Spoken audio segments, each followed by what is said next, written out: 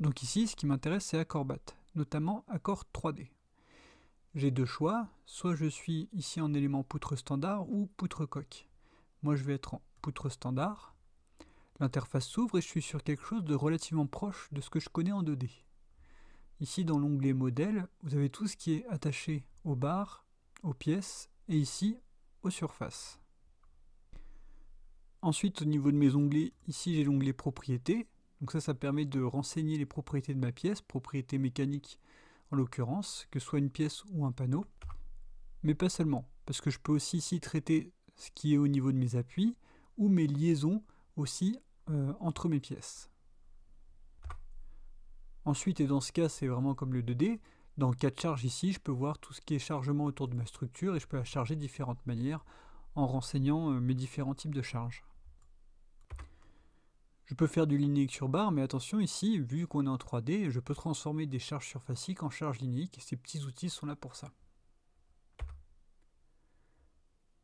Maintenant pour ce qui est de l'onglet analyse, ça concerne tout ce que j'ai envie de calculer, comment je le paramètre, qu'est-ce que je veux mettre en avant, etc., etc.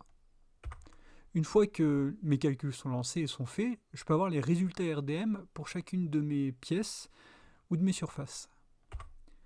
Cette partie-là, c'est la traduction de tout ce qu'on a fait auparavant.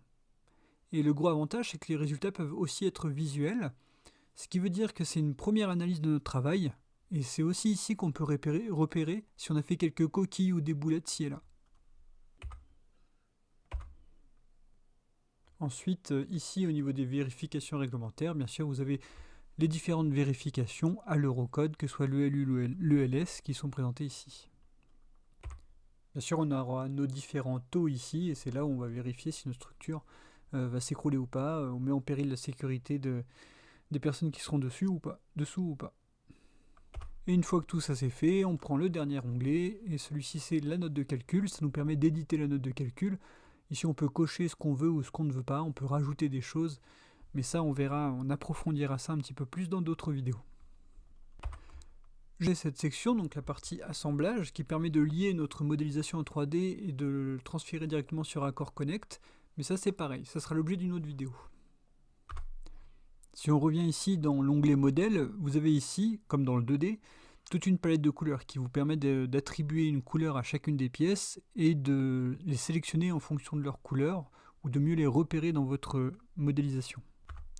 Pour ce qui est du bas ici, vous avez toute cette barre là, la barre d'état, qui permet de d'activer ou pas ce que vous avez le droit de sélectionner.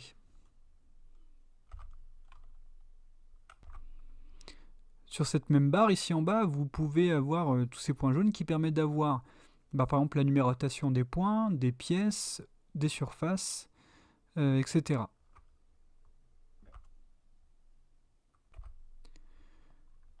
Au niveau de ce que vous avez en haut de votre, de votre écran ici, vous avez tous ces blocs avec les plans de travail, le plan de travail dans lequel vous travaillez. C'est important surtout en 3D parce que ça permet d'orienter notre travail, d'orienter notre grille de travail surtout. Ensuite, juste à côté, vous avez les soleils. Alors ici, il suffit de les survoler. Par exemple, on peut voir qu'avec celui-ci, je rends ce que j'ai sélectionné invisible. Juste à côté, je fais l'inverse, etc., etc. Là, il suffit de survoler pour voir à quoi servent chacune des fonctions.